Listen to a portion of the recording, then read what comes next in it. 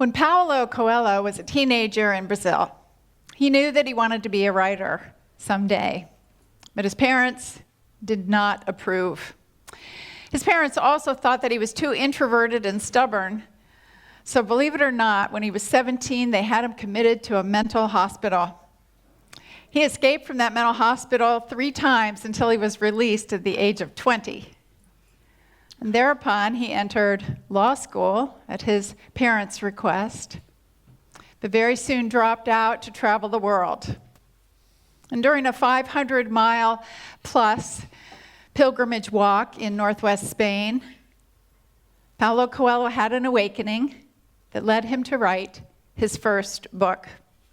He later noted, "From the moment I realized that I wanted to be a writer, I said, it may take 10 days, 10 years, or 20 years, but I am going to write."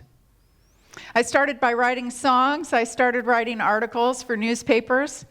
I had no choice but to follow the thing that I wanted to do. Many of you, I'm sure, are familiar with him as the author of the best-selling book, The Alchemist. And in it, he writes, "You will never be able to escape from your heart. It is better to listen to what it has to say." Well, as it turns out, our hearts have quite a lot to tell us. They seem to be connected to or attuned to a source of intelligence beyond time and space. We might call it God or Spirit or the infinite. But at the same time, our hearts connect us to who we most truly and deeply are. Isn't that something? They are our greatest source of wisdom and guidance and intuition and insight.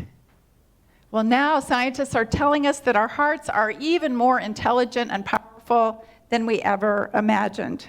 Excuse me.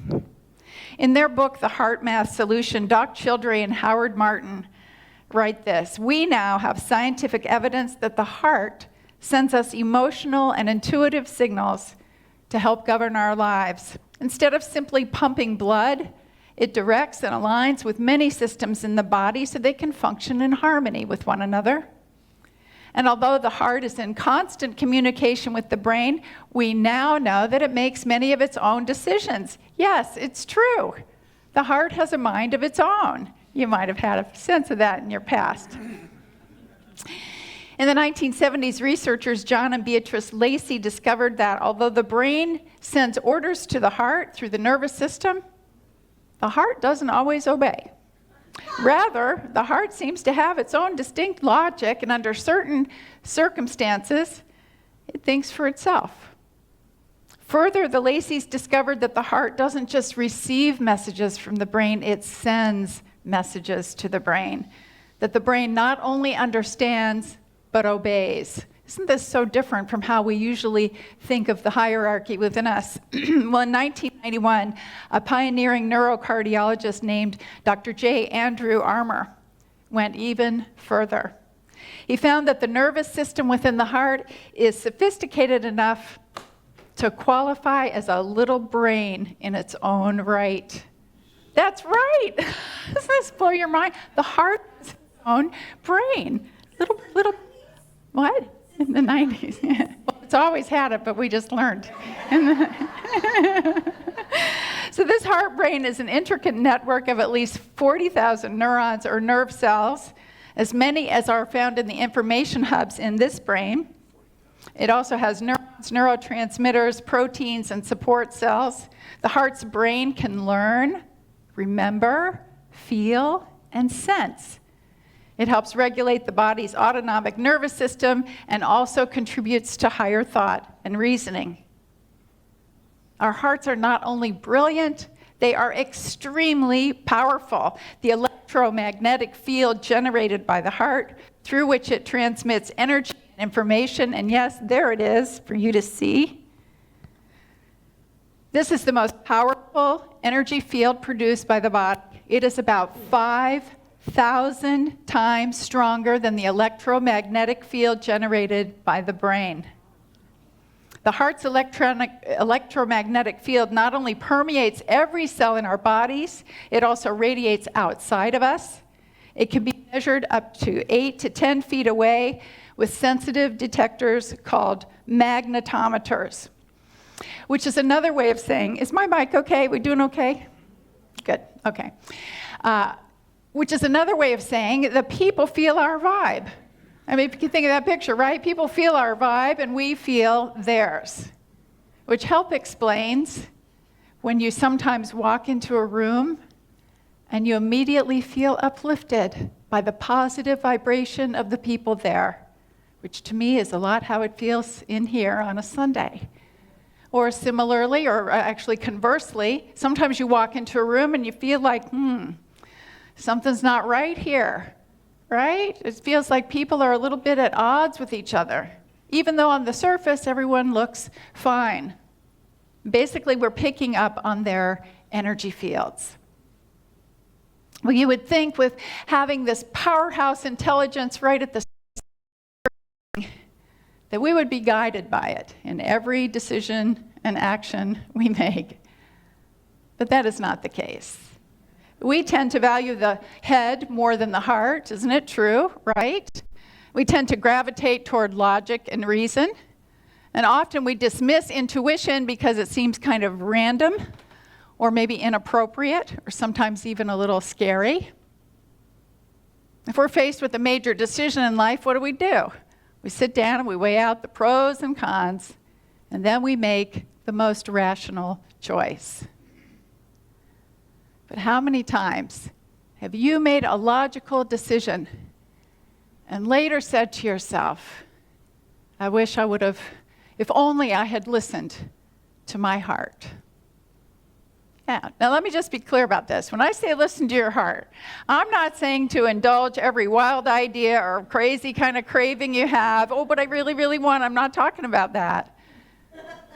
I'm talking about tuning in to the highest intelligence, the highest wisdom within you. You know, we can all think of times in our lives when we have listened to our hearts and times when we haven't. I can certainly think of jobs I took and dates I went on where my heart was telling me no, but I thought, oh, what the heck, I'll go ahead and do this. And thankfully, there was no lasting damage from any of that. But there have also been many, many times when I have listened to and followed my heart. So 7 years ago, Richard and I had lived in an apartment here in, well, actually it was I was in Virginia Beach. And so we decided we wanted to buy a home. So we went to the wonderful Amber McCullough, the best realtor on the planet, and asked her to help us find a home. So she showed us many, many houses. I bet any of you who are home buyers have had this same kind of experience. She showed us many houses, and a lot of them had the features that we were looking for, and some had the ability to be modified to have the features that we wanted. But you know, they just didn't grab me. And finally, I said to Amber, gosh, Amber, am I just being too picky? And she smiled and said, no, you'll know when you find the right one. And sure enough, really only a few days later, as soon as I walked in what is now our wonderful home and has been for 7 years, I absolutely knew it. It's like, this is the one. This is the one. My heart told me so. And it was absolutely right. You know, in thinking about this, I look over the very highlights of my life, the greatest blessings of my life, and they have always resulted from following my heart. It was my heart that told me to have children, my beloved Ben and Emily.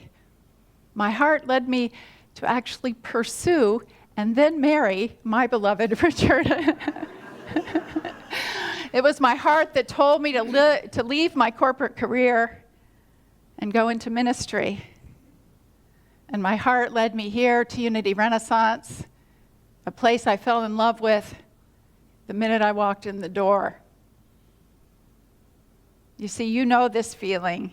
You've experienced this feeling. It's like a very deep, deep knowing within you and a sense of rightness and wholeness. Our way shower often spoke, of course, about the importance of the heart and staying attuned to the heart as a way of projecting love, but also just as a spiritual practice. In Matthew 5:8, he says, "Blessed are the pure in heart, for they will know God. Well, that's been misconstrued a bit out there. Pure in heart, it does not mean being chaste or perfectly virtuous in the context of the times and also the wisdom tradition. He was talking about being single-eyed, being focused, being singly focused on the heart, being, we might even say, unified at the heart level, being wholehearted. You know, there's a great little statue outside of the entrance to the building that comes into the offices out here. It shows Jesus, a likeness of Jesus, pulling his robe apart to indicate his heart. And I just think, what a beautiful illustration of the very central point that he was always trying to make. Let your heart be your guide. Let your heart be your guide.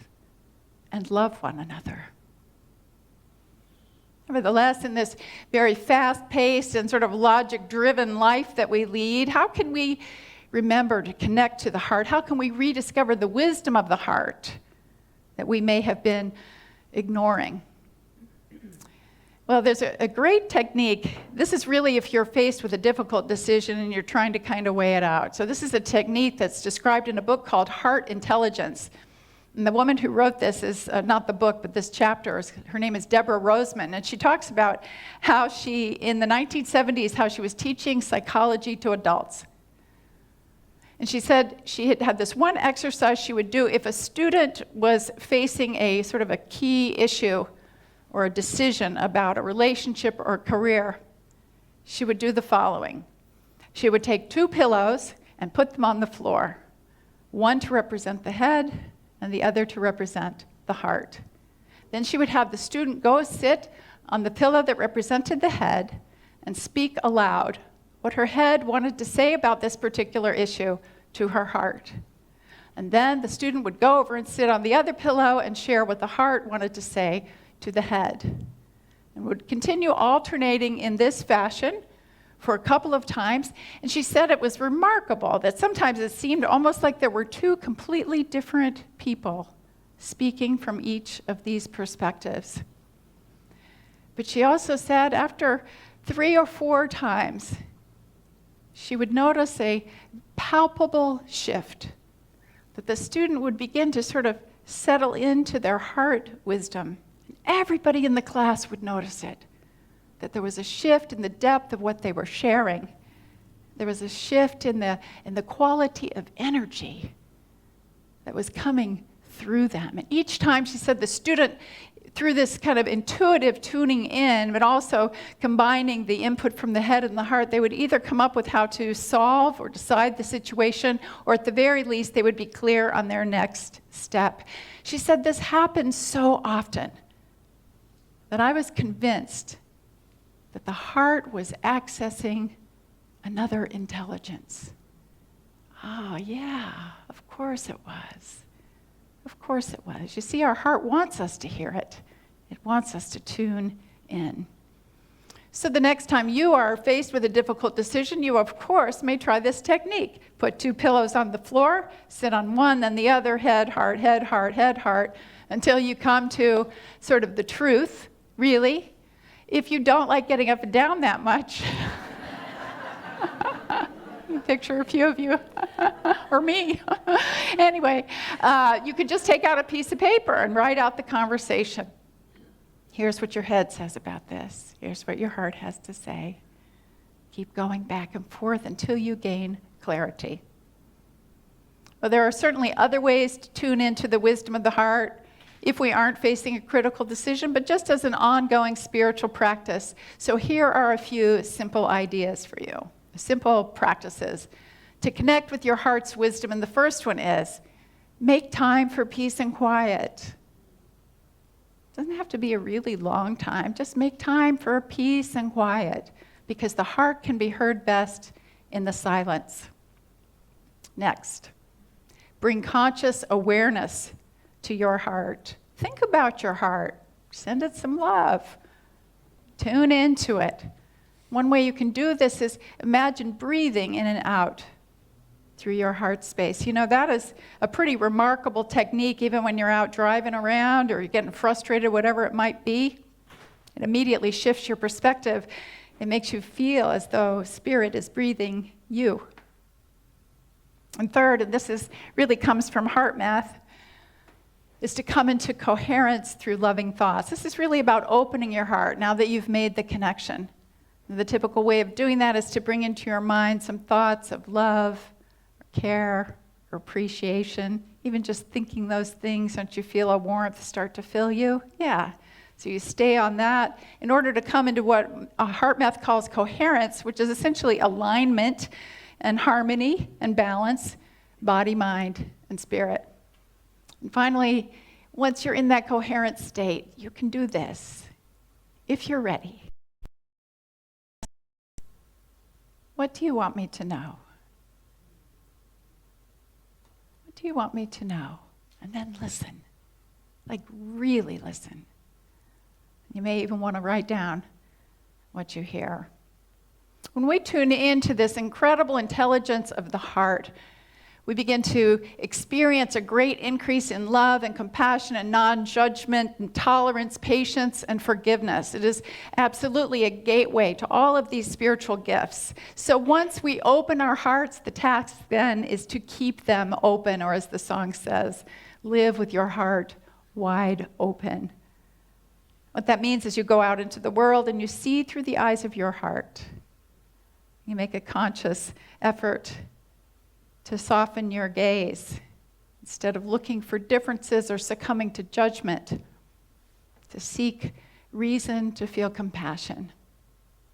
You know, June is a particularly great month to practice open-heartedness. It is Pride Month, so a perfect opportunity for us to remember that all human beings deserve love and respect and fair treatment regardless of their gender orientation, or their gender identity or sexual orientation. There's a great chance to remember that. Next Saturday is Juneteenth. It's June 19th, a day that commemorates the effective end of slavery in the United States, but also reminds us we have a lot more work to do. And the way to begin doing that work is to love better and to be even more committed to justice going forward.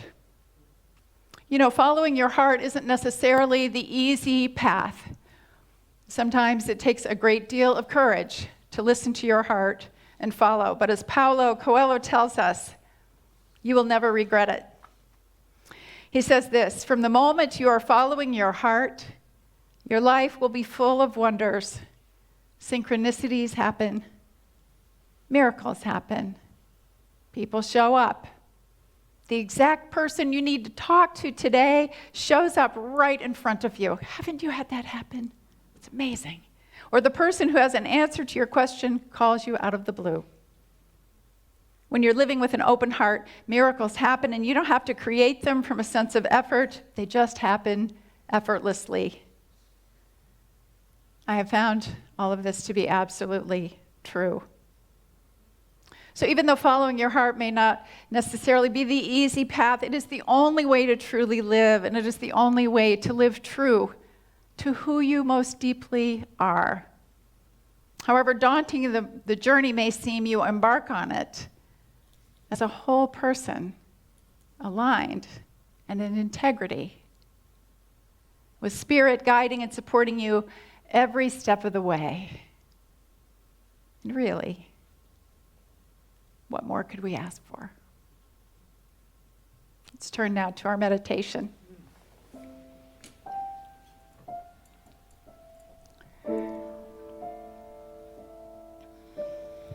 As many of you know, I practice heart math. I am super enamored with it. Gail Boynton, sitting here on the third row, is a heart math instructor. I'm sure she'd love to tell you more about it. But today in our meditation, I'm just going to share a very, very simple exercise that comes to us from heart math. So I just invite you to get comfortable in your seat.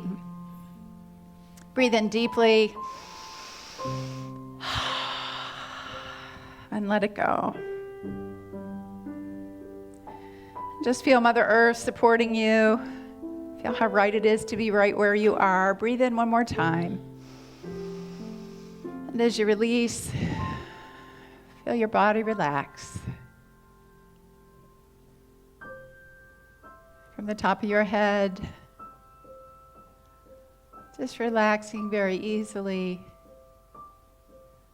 all the way through your torso, your legs, out your feet, and feel peace.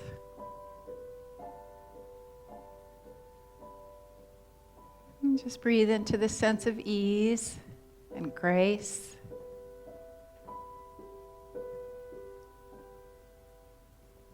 Feeling spirit all around you and within you, loving and nurturing you. I invite you for a moment to put your hand on your heart. And imagine now that you are breathing in and out through your heart. Very easily in and out.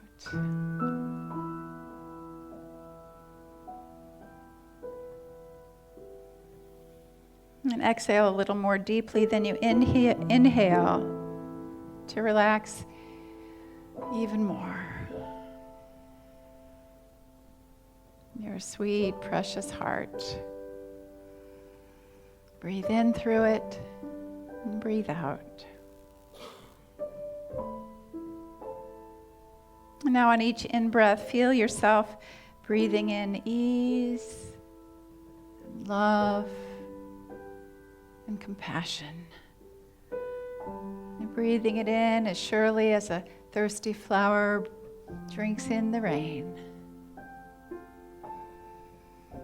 Ease, love, and compassion.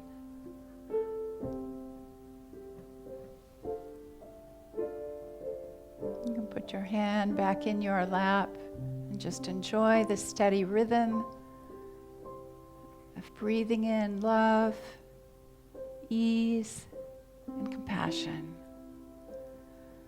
In and out through the heart for these few moments in the silence.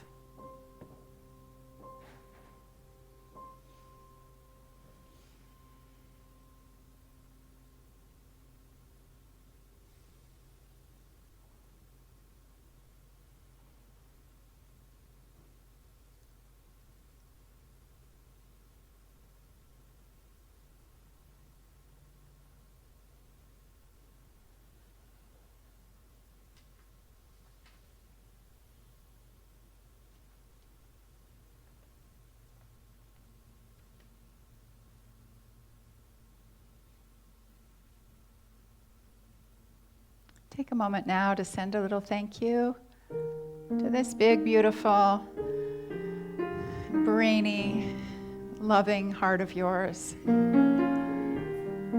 that you carry with you, that can be your sure guide, your source of wisdom, love, compassion, intuition, and grace. And we go forward, seeing through the eyes of our heart, giving from the deepest place of love within us. Thank you, God, for these teachings. Thank you, God. And so it is. Amen.